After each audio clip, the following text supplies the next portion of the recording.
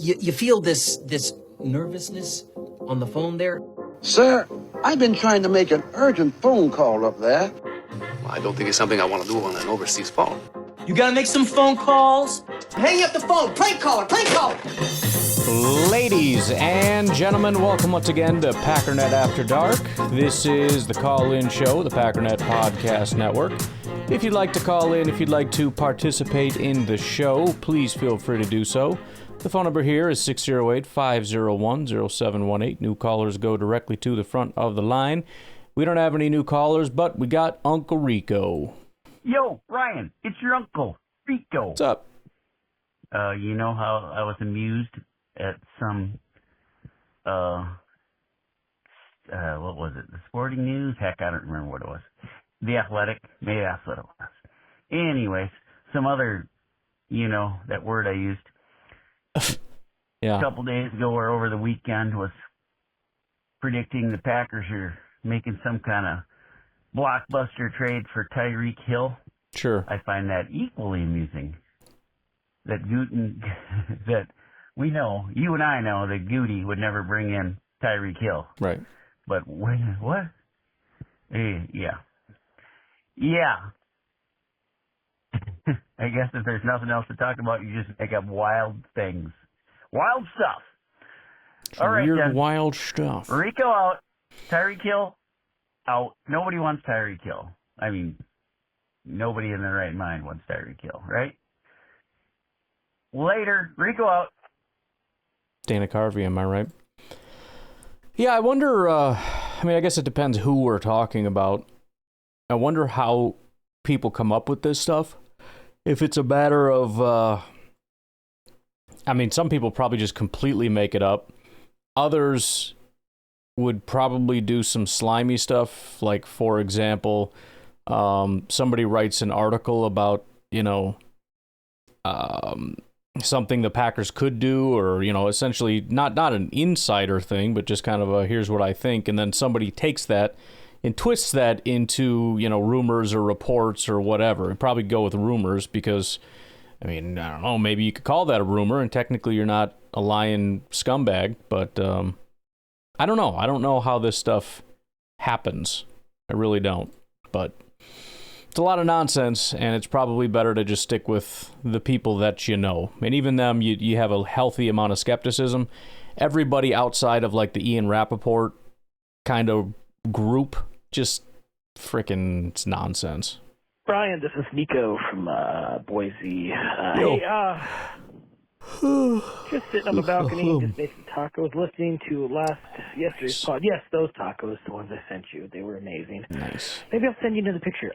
But hey, could you do me a favor? Could you give me Peter from Milwaukee's phone number, just so I could hire him, put him on retainer, and then anytime I feel bad, feel like I maybe can't make a good choice in life or advance in life, maybe I don't feel successful enough, he could talk me off the ledge, and make me feel good about myself. That was quite the motivational little speech there, Pete. That was pretty cool. So, I'm gonna go eat some more tacos, smoke my cigar, and go Pack Go. You guys have a great day. Thank you very much. Yeah, but what would Peter say about that, huh? Tacos and cigars. I'm just saying. What would Peter do? I'll have to get you guys in touch so you can, maybe Peter, you can just start a little motivational speech hotline or something, 85 cents a minute, and I'll just send out that number. People can give you a call. So let me know how you want to handle that, and we'll get her good and taken care of. Did I do this one? I don't think so. I think I skipped one. Sorry about that. Yo, Ryan, it's your Uncle Rico. Yo. You're amusing me this evening. Okay. You and Jackie and the garbage. What happened? That's funny. Yeah, old Kristen put a lot of thought into that one, did he? That if one free agent is some other team's garbage, I guess then all free agents are some other team's garbage. That's funny. Anyways, Nicole Hardman. I was curious about what your thoughts were on, yes, speed threat. decent. Did you say second round pick? I think. So obviously highly regarded at that time. He hasn't had too much luck in his career so far. I don't think he had much luck in his college career. Did I read that, or is that somebody else I'm thinking about? I don't know. Anyways, I think, is that right? I think so. I'm sorry, I forgot. That was a couple days ago when I looked it up, and I don't think he had many catches in college, or opportunities even, for that matter. But either way, I was the speed threat. I was wondering what your, and I think you've touched on it, but Bo Melton speed threat. Do we think that's not a good option as a deep threat? What are your thoughts on that? Compared to Mecole Hardman, we said that Watson is out. Now we don't have a deep speed threat or whatever, but we have Bo, who's fast. Isn't he? Is he fast? I think he's fast. Help a brother out. Rico out. Yeah, I mean, I think there's speed and then there's the quality of the football player. And I think Bo is fast, but he's not as good of a football player as Mecole Hardman. And that's about as deep as I would go with it.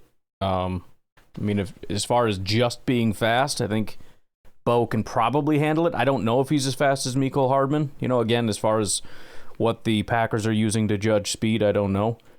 But that's what I would say about that. I know there's always been a lot of what about Bo going on with Packer fans. Like, we're fine, we got Bo. And he is fast. But we've had a lot of guys that were just speed threats, and until Christian Watson, I don't know that we've really liked any of them. Remember we had, was it Trevor Davis? Dude just ran in a straight line a bunch. And obviously MVS. And MVS was better than Trevor Davis, and maybe that's how you could think of it. Bo is Trevor Davis, and Mecole is MVS. Not saying 1-to-1, I'm just saying as a way of thinking about it. There's speed threats, and then there's marginally better speed threats. On top of that, as everybody's pointed out, Mecole Hardman has a lot of utility on special teams, all the behind the line of scrimmage stuff that Matt LaFleur likes to do. I just think he brings more to the table. Brian Beartooth's been here, listening to Packernet After Dark, and Peter called in about you needing to go to the draft. Couldn't agree more. Okay, listen to me, man. Before I was with you, I'm like, okay, it's okay, I understand. But now, what? I don't understand. Because, listen, Ryan, you're going to talk about the traffic, and you're going to talk about how there's nothing to do there. One, you're going to forget about the traffic when you have a great experience at the draft. If. Two, with nothing to do, you don't know that. You True. don't know that. That's true. All right? Because there could be lots to do. It could be very fun. Could be. Potentially you could meet some Packers legends, right? And you know what? Care. I really don't know what you look like. Well, I do. I've seen it on Facebook. But if I saw you in public, I wouldn't.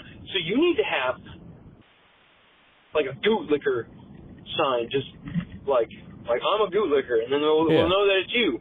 And I remember you, like, Peter is totally right, brother. You were hyping this up, like we can all wear McDuffie jerseys and stuff, and you know what, like you just need to. To be fair, if that was happening, it would be more appealing. But at this point, it's not going to happen. Everybody's already called in, said they're not going, they're not feeling it, they're not doing this or that or the other. And like I said, I can go to do the trouble of making the stuff, but nobody's going to buy a Gootlicker this or a Packernet that or whatever. It's not going to happen. So, yeah, I mean, it was a cool idea, and we all thought it was a cool idea. And everybody that thought it was a cool idea is either not going or is going but would not buy one of these things anyways. So I'm not the only one backing out. Let's not pretend, okay? You need to go. You need to decide right now that you are going, and then in order to identify Packernet fans, you need to tell them to wear a certain thing, okay? I know. I don't know what it is. Remember. Like, I guess we could do the bandana thing. Like, it's like, you have a yellow bandana on your head. You know what I mean? Yeah. So, Ryan, don't look back on this, brother.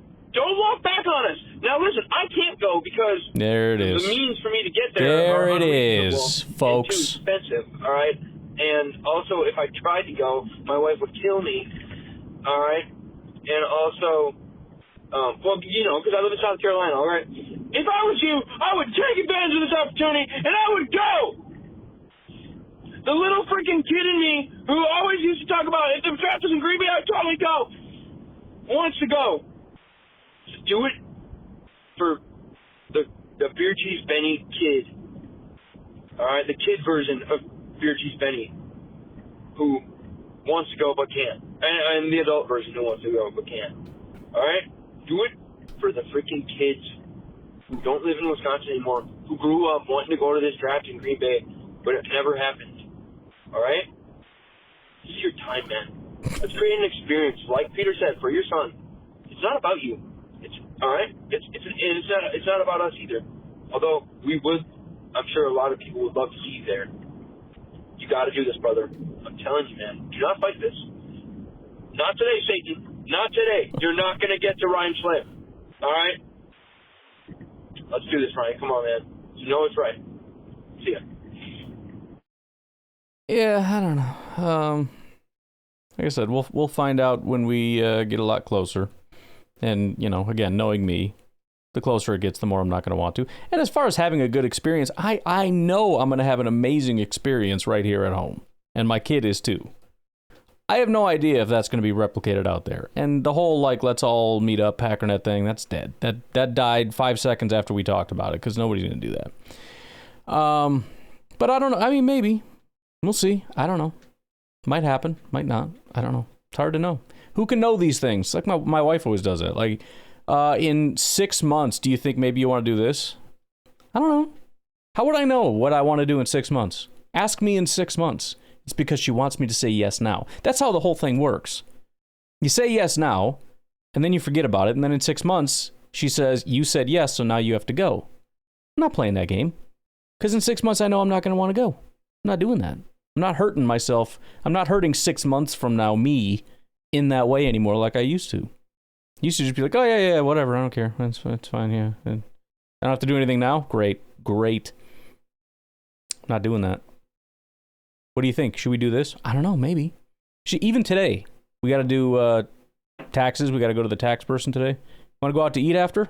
I don't know. I don't know. Right now, does it sound like a decent idea? Sure, yeah. I got the whole family out, you know, we're doing taxes. Yeah, let's go grab a bite to eat. Do you know how badly I'm going to not want to be out anymore after we do our freaking taxes with the tax man and we have to drive relatively far because we tried somebody closer last time and it was a freaking disaster and they did everything wrong and we got a bunch of fines and everything else. So we're going to go back to this other more expensive person farther away because they actually know how to do their job. So we got to drive all the way out there and I'm going to be excited when it's done, except now they're going to hold it over my head that we got to go somewhere and spend a ton of money when I'm already stressed about money. We got to go spend a bunch of money on crap that I don't want to eat at a freaking restaurant that I just don't feel like eating at. I don't want to do any of this stuff. I want to go home. Doesn't matter because she already told the kids that we're going to go do it. So I know I can't say no, but I'm just telling you, if I had my way, it would be a no. And I'll probably still try to make it a no. I'll be like, look, why don't we just pick up Culver's? You guys can have it and then we go home. I don't want to go somewhere and sit down, and it's going to cost way more, and it's not even going to be as good as Culver's anyways. Last time we went to a diner, it was $100. $100 for a freaking diner, for diner food. Last time we went to this tax place. Oh, stop at a little diner. $100. For what? Bro, it's pancakes. You can buy pancake powder for like 4 cents. What are you making this out of? Gold leaf? Oh, inflation. Great, then we're not going out to eat anymore. Bro, I got meat at home. I'm good. So, again, I'm not committing to nothing. We'll see how it goes. Sometimes you get a little burst of, let's do it. And you get it right at the right time and you just go. It's possible. It's unlikely, but it's possible. We'll take a break. We'll be right back. Howdy, this is Jaire Trader, the Uber driver from Texas. And I was just calling to put in some thoughts because I know free agency has definitely died down. It's really about draft season. But I have some questions. I went to Spotrac, whatever the name of the website is, and they have like a list of free agents. It's not fully updated because I saw Brandon Graham on here. I know he retired. But I was just looking through it and like just wanted your thoughts if, like raising the floor for our team would be a good option for some of these free agents. Like with Amari Cooper, that could kind of help, especially with, no, he's no speedster, but we got Nicole Hardman, and then that kind of raises the floor, maybe get some veteran presence in there. One that is very unlikely to ever come back, but would be nice maybe for Lucas Van Ness especially, would be Big Z, still out there, probably not. Another one that would be maybe for the defensive line, Roquan Davis, maybe. He seemed fine. I'm just going off the ones best that I saw on there, at least right now, and I kind of like control find whatever position, and there's just some of the better ones. One that's very interesting to me is Isaiah Simmons still out there, and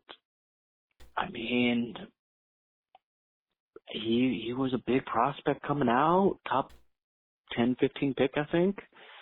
And Cardinals just didn't know how to use him. Maybe Jeff Hafley could figure out how to use him. I don't know what his grades are, what his splits are for anything else, but I also saw Shaquille Griffin, which I think would be, maybe raise the floor with the DBs. Another one was Asante Samuel Jr. I don't know what his PFF grades were, but I know, like, his father was a great player. His dad was good. So maybe Jeff Hafley could maybe get something out of there. And then one that I would find really funny is, like, if we happen to trade Malik Willis or something like that, if we were to pick up Trey Lance and then, has Love happened to go down or something, please no, not again. But, Trey Lance somehow carry us to a couple of victories, even though, the 49ers couldn't do it and the Cowboys couldn't do nothing with them. I just think that would be hilarious. And then onto a little bit about the draft. I listened to your receiver episode, and I was just curious. So I actually called about this before, but my phone kind of went all staticky or something. It was while I was walking the dogs, and anything happened. But what do you think about Dante Thornton Jr. as like a deep route, deep slot? 3 minutes got him. Look, my whole thing with this free agent class is that there's really nobody left that I like. I like Raekwon Davis only because I really liked him in college, but he has been absolute dog crap as a pro. So that would just be a vanity thing for me because I liked him and it would be cool if he was on the team. Asante Samuel's terrible. It's funny you mentioned his dad. I just saw him talking trash about prime time. And he's like, oh, everybody says he's the best corner. And like, why? Why? Because of name recognition? Like, he's not. And I was like, bro, you're going to compare yourself to what's his name? I can't even think of the guy's name. Primetime, whatever. And he said, look at my best 5-year stretch and compare it to his, and you tell me. And it's not even close. Like the only thing that Primetime, because I still can't think of his name, did exceptionally well was the touchdowns. Interceptions returned for touchdowns. He had a bunch of those. Outside of that, they didn't have PFF, so it's hard to really gauge anything. All there really is to go off of is like interceptions and stuff. But what did he say? It was something to the effect of he had 5 interceptions one time or something like that. And he's like, I had 5 seasons of that, like in a row. Something to that effect. I don't know if it was that dramatic, but anyways, yeah, it was funny that I saw him because first of all, it's an interesting video. You should go check it out. But second of all, because his son has been on the forefront of my mind with this free agency stuff. But Asante Samuel Jr. is not fantastic. As far as Trey Lance, he is complete dog crap. And if you want an example, and I know a lot of what you're saying is maybe we can get more out of him, which is always possible. You never know. I would have said the same thing about Malik before he came here and actually played really well. But if you want to know how bad, he actually just signed with I think the Canadian Football League. So it's not looking great for Trey Lance. So I actually just looked into Dante Thornton. I don't have a fully thought out thing on him. It's really just a part of my quest to find speed among NFL players and to try to comprehend it or whatever. And he's certainly at the top. He may be at the top. The problem always comes down to when you watch him, it's just hard to, I don't know. I think maybe for me and for some people, you build it up in your head where when you have speed like he has, they're constantly just running away from people and you just don't see it.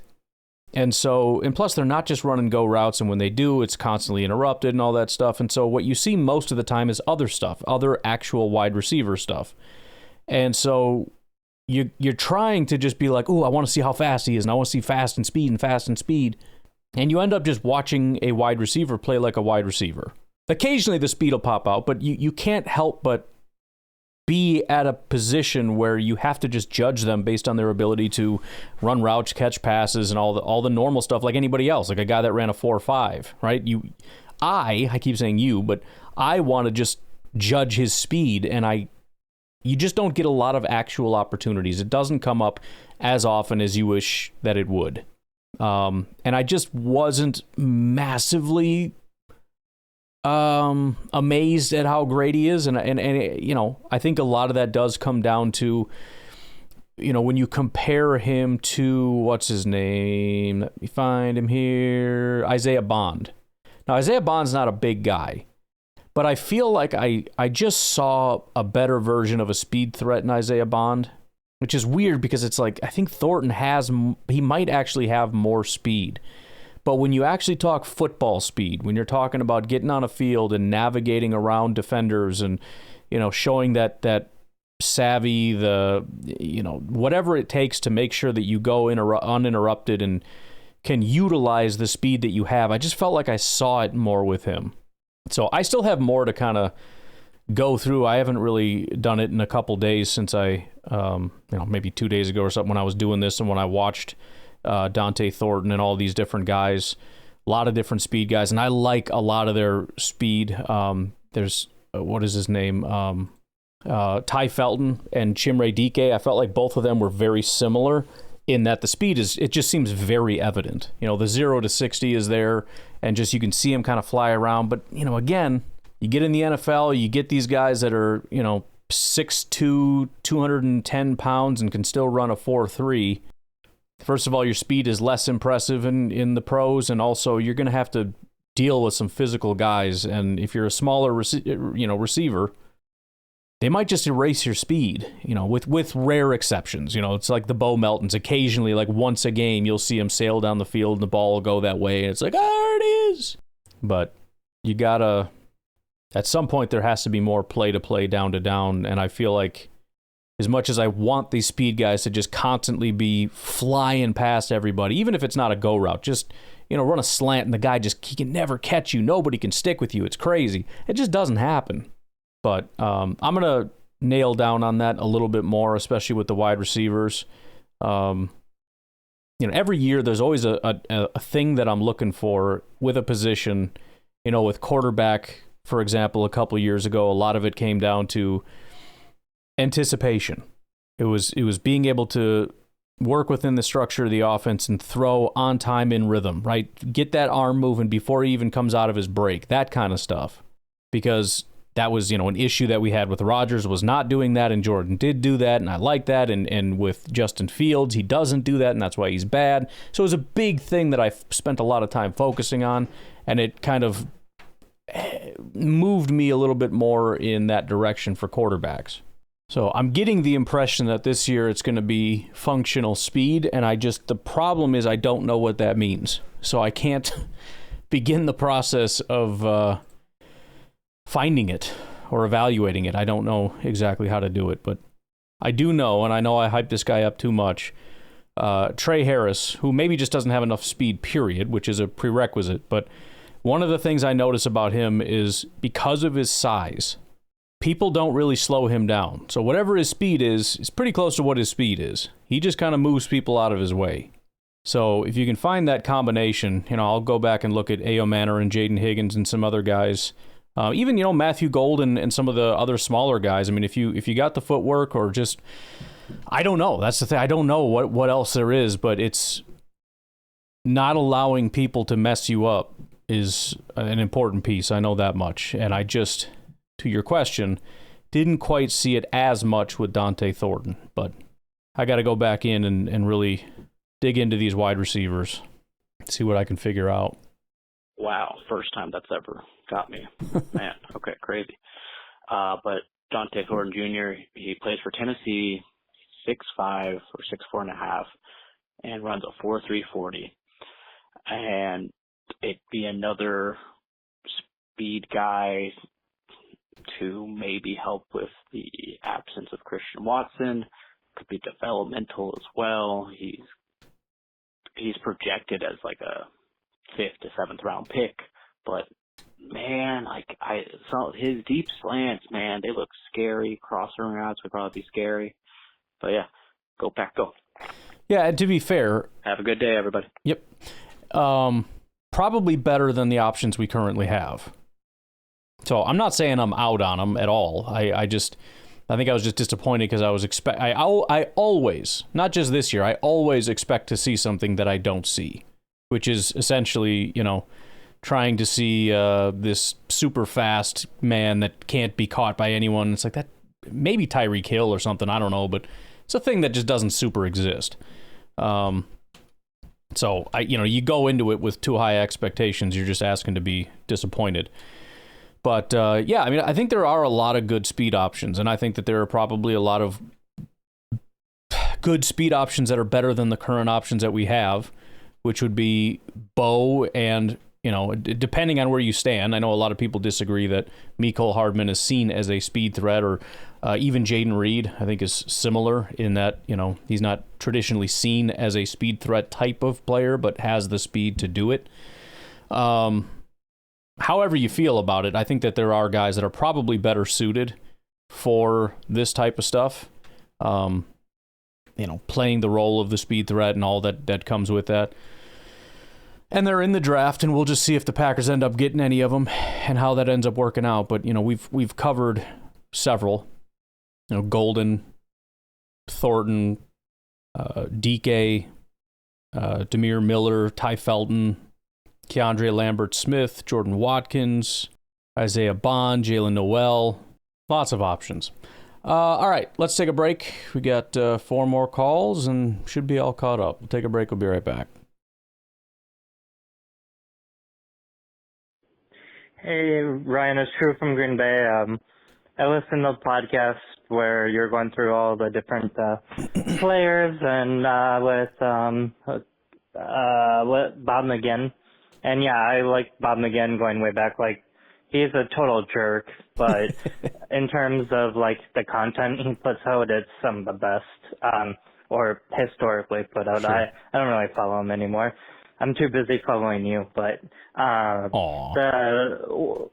thing that like keeps coming up is with the Ole Miss receiver Trey Harris, and I'm kind of with you. Like, I'm guilty of it myself a little bit, where it's like, yeah, I like Trey Harris, and then it's like he's kind of one of the last guys of the next group. You know what I mean? Like, and there's a part of me that just wants him to like get drafted and just like be the best of all of them, because there's almost no reason why he isn't higher. You know what I mean? Like, everybody wants to say they like him, but nobody wants to push him up at all. And then you have Alec Manor. Like, I don't know what that guy needs to do to get talked about. Yeah. I don't know if it's his name or what. Like, some guys have a good name and everybody wants, like, Tank Bigsby. Everyone, that the name Tank. People love that name. It's a good name. And just, like when Jake Slaughter, everybody loved that name. He went back to school, obvious, but Slaughter or Savage, Darnell Savage, we all loved like talking about him. But I don't know, some of these guys, when they have different names, I think that actually matters with the media and how they talk about them. So yeah, I just want to say, like, totally agree with you on Trey Harris. I like him.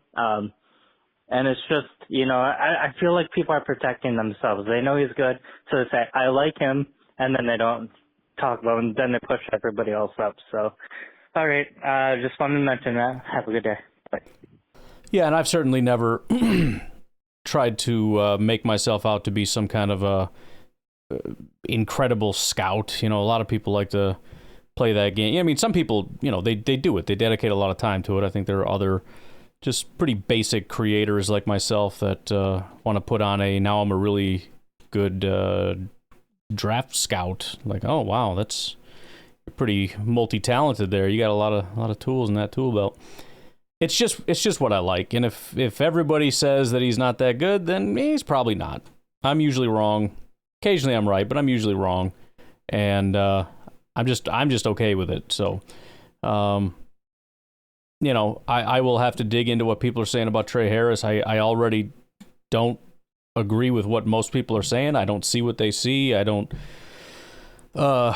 whatever. But again, that's the fun of it. It's not that big of a deal. It's not that serious. So we will see.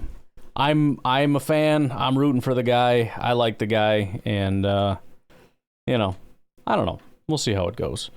I think I haven't really thought about the name thing. There's so many weird names. It's hard to imagine that there would be prejudice against them, but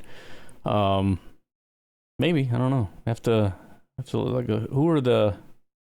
I mean, Tetaroa McMillan's pretty tough. Emeka Ibuka, that's rough. Alec Ayomanor, real rough. Chimre Dike. Thing that sucks about that is you're never going to sell a jersey. You know what I mean? If you don't know what I'm talking about, it's because you don't know how he spells his last name. But yeah, I feel bad for him. That dude ain't selling any jerseys. Hey, Ryan. It's Brian with a B. What's up? You mentioned a couple times that we didn't take any offensive linemen in the draft last year, but I'm pretty sure we drafted Monk and Yeah, Plummer. we got Monk, yeah. So I don't know if there's a reason why they don't count. Maybe. I think what I was meaning to say is they take 3 every year. And last year they didn't. But yeah, they took some guys. Because they're trash, but they're forgettable. They might not be trash in the future. Hey, speaking of trash, I want to talk about Josh Myers before it becomes irrelevant. Was anybody else shocked with his 1-year, $3.5 billion contract that he got? I mean, I never loved him, but I didn't think it was as bad as PFF thought, but evidently the entire NFL thinks that. And to not get a contract, Runyon got 3 years, $30 million? And Runyon wasn't even a full-time starter by the time he left Packers. I don't know. It took me by surprise. So kind of curious what your thoughts are. That's it. Go Pack, go. Yeah, I mean, it is a little surprising. I heard a lot of people. It's funny, too, because, he was not popular among Packer fans at all. And you hear, pretty quickly the sentiment changes to, I mean, for that price, it ain't that bad. But I think, if anything, it's maybe the most exciting or encouraging part of this is the fact that Elton Jenkins is going to be a massive upgrade. I mean, if that's how bad not only the Packers but the rest of the NFL views Josh Myers, you look at the contract Elton Jenkins got, that's a big upgrade, right? Now, there might be a downgrade at left guard a little bit, but I think overall, again, if you look at the overall upgrade of the offensive line, and again, hoping that Jordan Morgan can play like a first-round pick at right guard for us, and then, again, we have depth then if that does end up happening. Hopefully Monk is included in that depth, so we have Sean Ryan and Monk, and we might be okay at that point. As far as, my whole thing of, doing the whole 3 offensive linemen every year thing to bolster up that depth a little bit. But, maybe it's not going to be as big of a need.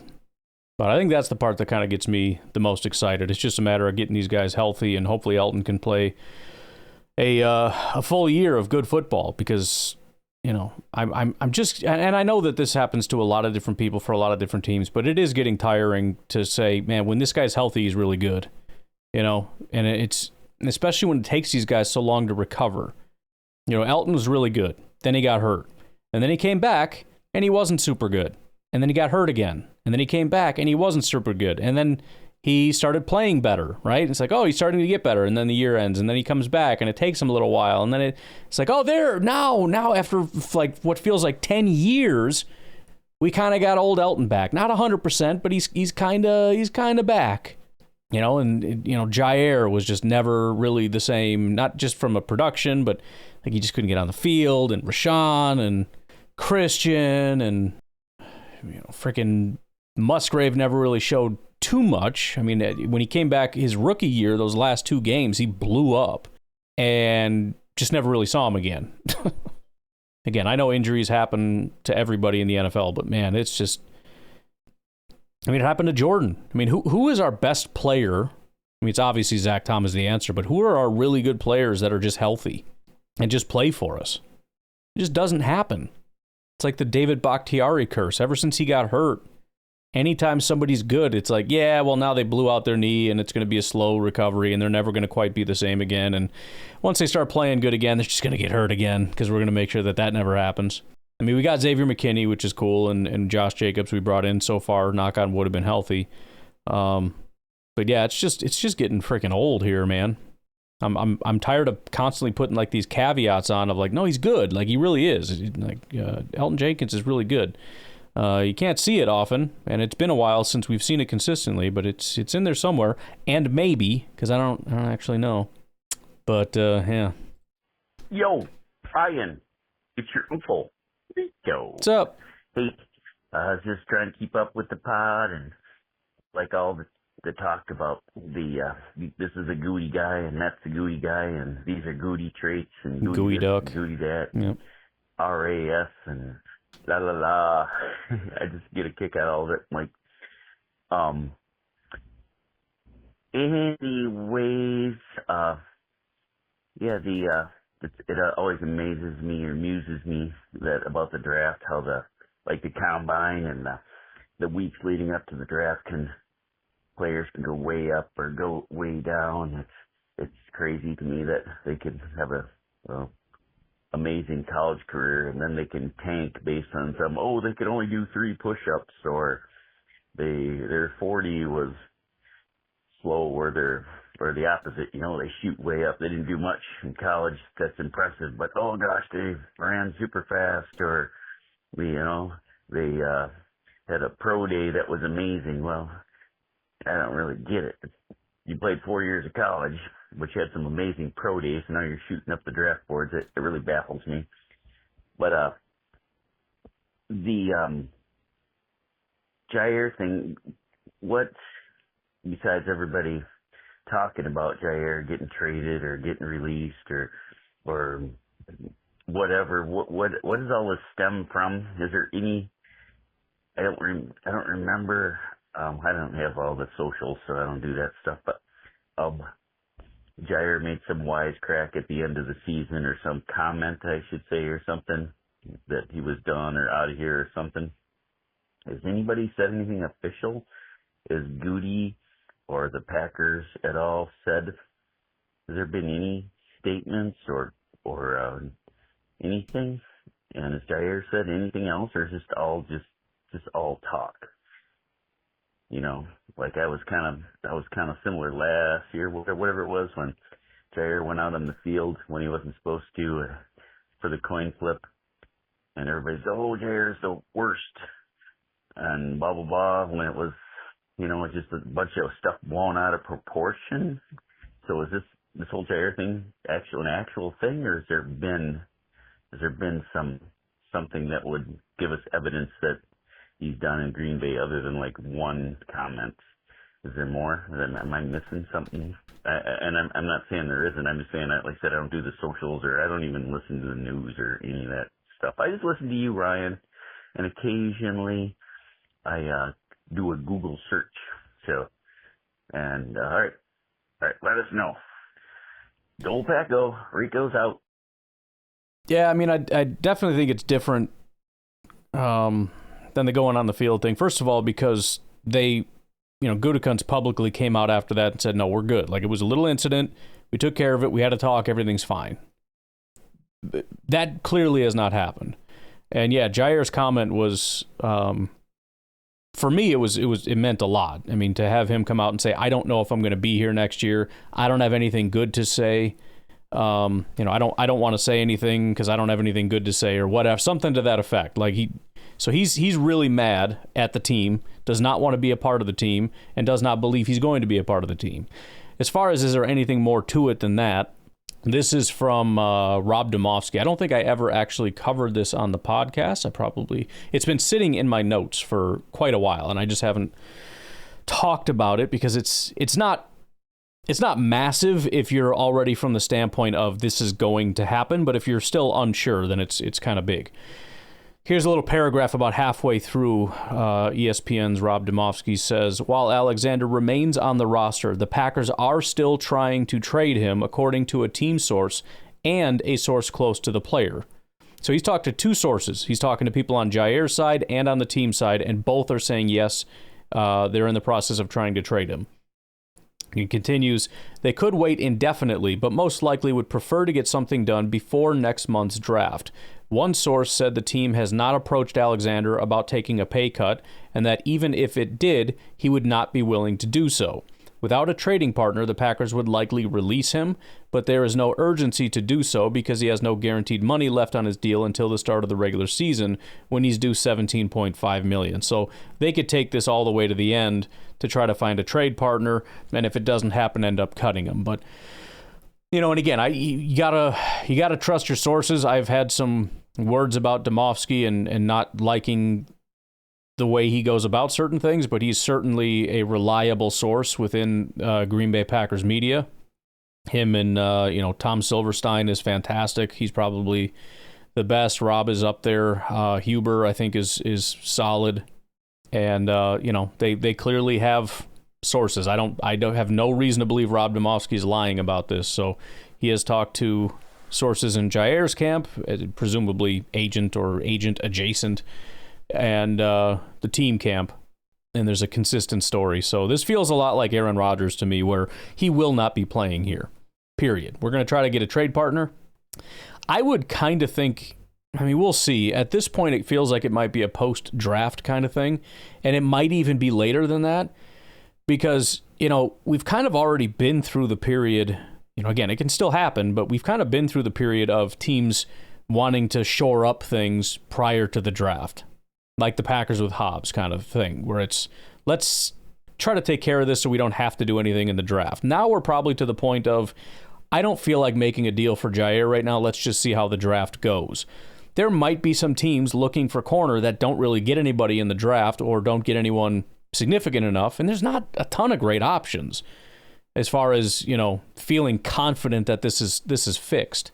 So there is going to be sort of a post-draft window where you kind of reconvene with those teams that maybe have said, let's talk after the draft, see how they're feeling, see if they're interested. And then at that point, if it doesn't work out, you may take it until, training camp when they get a chance to see these guys, and, maybe somebody gets cut or this rookie doesn't seem very good, et cetera, et cetera. That's probably the third and final window. It could happen it could happen today, it could happen tomorrow. I'm not saying that the window's closed, but it just kind of feels like these are the prime windows, these three. And at that point, if you call around and you're just not getting anything that you feel is worthwhile, which I think the Packers would take pretty much anything. Cutting him, you get nothing. If you trade him, obviously you get something. You would take a next year's 7th before you would want to take nothing, I would assume. There is an element of doing good by the player and allowing him to go get his own contract, but it doesn't feel like there's a ton of goodwill. Maybe you want to do it anyways just for the sake of saving face for the players and seeming like a good dude in that regard. But, if you can control where he goes, keep him out of the NFC North and get some level of compensation. Obviously, if it goes after the draft, you're looking at 2026 compensation, but that's fine. Let's start stacking that. And for those wondering, no, you don't get any compensatory picks for Jaire because he's not a free agent, which is also why the Packers are not going to get jack squat next year, because we didn't really have any. And our big signings were, the $1 million for our center and what. We're getting nothing next year as far as compensatory picks, which sucks. So yeah, if it's me, I'd try to be cool as possible to make it seem like we're making an effort. Be like, hey, Jaire, how would you feel about going to freaking Patriots, huh? Pretty dope over there, right? Everybody loves Boston, right? You gotta love Boston. Cold and crowded and traffic and everything. Pretty good food in Boston, you know. I mean, I don't know how it compares to the rest of the big cities where teams are located generally, but I think it's good. I got some good Italian food there. I've had that. I was impressed with it. It's kind of like getting Italian food in New York, but you don't have to live in New York, which is great. You're going to love it. You're going to Boston. Doing this for you, pal, okay? Just tell your friends we did it for you. But there you go. That's, to me, that's relatively definitive. I don't think there is any reconciling. I don't think the Packers want him back, and like they said, they haven't even asked him about a pay cut, and if they offered, he would have said no, which was my thought. Like, if it's an injury thing where it's just he's not worth the contract, all right, well, tell him take a pay cut. See what happens. But it seems like we're past that. I mean, there's obviously a lot of stuff going on behind the scenes, which I was hoping was not the case, but I think we're past that now. Hey, Ryan. AA Ron from Eau Claire giving you a call. Hey. So I was reading some kind of an article on the Packers and the NFC North and the different, like, speed receivers that they added this offseason. It was like the Bears added Devin Duvernay or whatever. Yeah, Duvernay for sure. Added Mecole Hardman, and Vikings added someone, can't remember who. Anyways, the whole article was basically saying, like, you know, the Packers got destroyed in this three-way battle for getting speed receivers or whatever, and I was just like, is Duvernay a speed guy? I haven't even seen the season play out. Like, what? How are you making this claim? But then I guess. So I was already kind of like irritated. Duvernay was 4.39. I mean, I don't know. I mean, it sounds kind of like a silly thing. Like, we lost the speed battle. Why? Mecole Hardman's faster than Devin Duvernay, and I don't think Duvernay is. I mean, Duvernay's like I think he's a special teams guy too. So I feel like Mecole Hardman is just a better version of Devin Duvernay. So I don't know what the heck they're talking about. Because it was just such a kind of a preposterous or presumptuous take. But then I was reading some of the comments below, which is always a bad idea. Mm-hmm. But some Bears fans were like, you know, commenting on what happened was there was a Packers fan that said something like, well, we still own the Bears. And then the Bears were like, well, what about last season when we beat you one time? Yeah. Obviously, the time. Dude, Bears fans are just losing their minds over this stuff.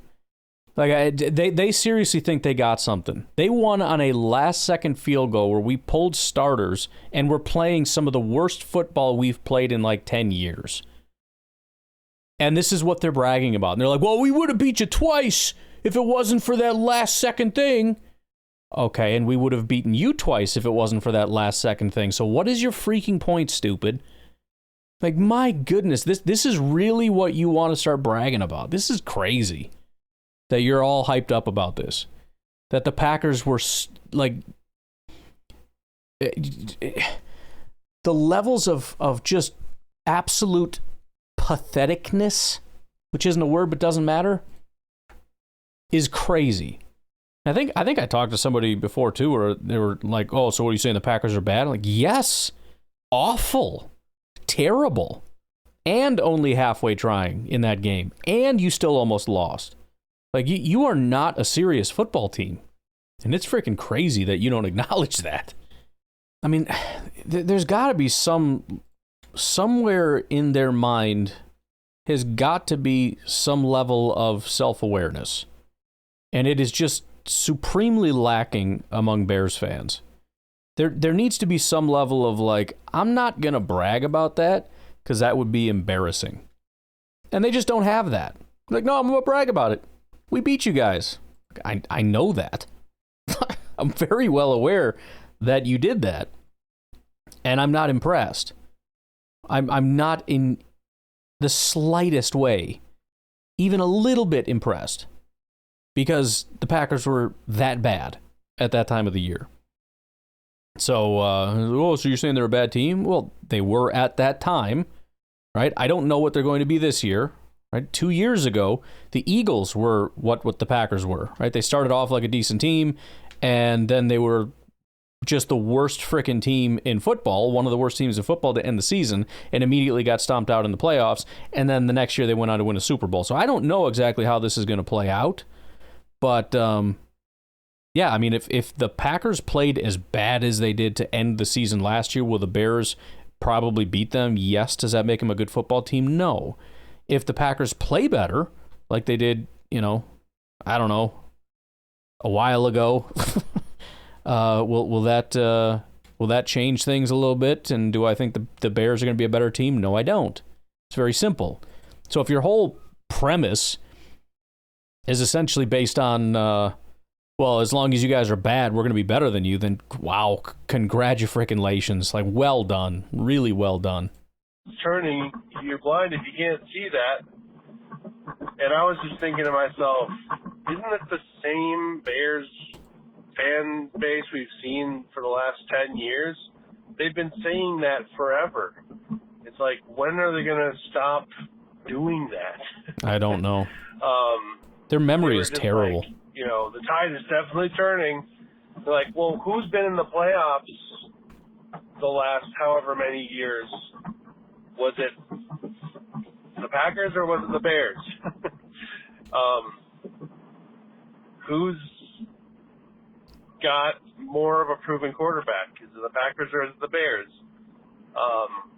Granted, Jordan Love still, I feel, has to prove some consistency issues and longevity issues, but he's definitely more proven than Caleb Williams. So I don't know. I was just like, what the heck? Like, now I see what you're dealing with, Ryan.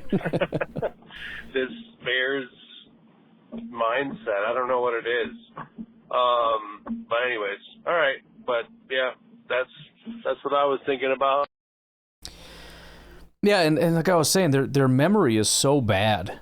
I was talking to one guy, and I'll give him the benefit of the doubt that he's being serious.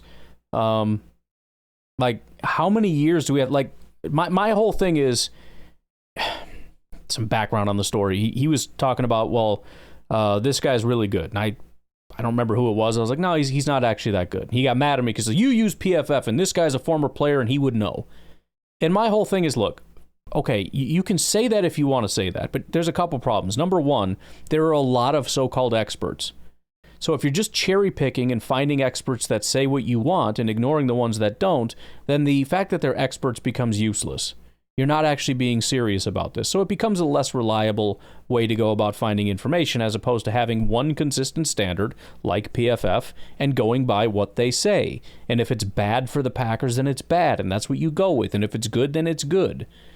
So that's problem number one. Number two, I've been using PFF for years, and I've been right, and you've been wrong. I have been right about everything. I was right about Justin Fields when you guys were wrong about Justin Fields. I was right about all the free agents. I was right about that stupid linebacker that you got. I was right about those offensive linemen that you kept picking up. I was right about all of it. And his whole, I don't remember that. I don't remember any of that. I don't know what you're talking about. Are you freaking kidding me? We have months of arguments. I am, this year not so much. I'm trying to stay out of it a little bit, but I have been, well, not public enemy number one. That's probably Peter Bukowski. Public enemy number two among Bears fans during the offseason. And I'll say stuff and it will blow up, and every Bears fan on there will see it and they will comment on it. They know damn well what I said about Fields and everybody else that they signed. It's not an arrogance thing. It's just a matter of I've used a different standard that I didn't create. I just rely on a source. And I go based on that information, and I say things like, I don't think you're actually going to be better. And I don't think this is actually going to fix Justin Fields. Well, it's the coaches. I don't think so. They get new coaches. Did it fix it? No. Well, it's the offensive line. They fixed the offensive line. Did that fix it? No. Well, it's the wide receivers. They go get brand new wide receivers. They have 2 top-tier wide receivers and get one of the top draft, phenom wide receivers. Over the last 5 years, he's, in the top 5 to 10 probably. And did that fix it? No. It fixes nothing. Nothing fixes anything. I know Fields didn't have that last year, but it doesn't do anything. They got Caleb and the receivers. Did that fix it? No. Why? Well, it's the coaches. Okay, well, you got your new coach and you got your new offensive line. We've been through this 1,000 times, and I'm not saying it won't fix it because I don't actually know. He may take a step, which is actually what matters. This idea that, no, he's actually a brilliant, elite quarterback. It's just everything around him makes him look bad, but he's actually really good. It's just such fake bull crap. As if the Washington Commanders were just this phenomenal team prior to the quarterback showing up. No, they always sucked. For generations, Washington has sucked. And then they got a good quarterback and everything got fixed. Same thing that happened with Houston. Terrible team. Went out and found the right quarterback as a rookie. Boom, playoff team. The Bears have done this 3 times, and never has it been boom, playoffs. Well, that's because they don't have a good this, that, or the... Okay. We'll keep playing the game. We'll just keep playing the same game over and over again. But boy, oh boy, it would be nice if a Bears fan just one of these days would wake up and go, you know what? I feel like I've said this before. Does anybody feel like we've said this before? Something feels so familiar about this, like Groundhog's Day. You know, I got a little deja vu going on. I can't remember what it is. Like the Packer fan guy over here keeps saying it's not good, and we're saying it is good. And have we had this conversation? Never, ever do they have that level of awareness. It's incredible.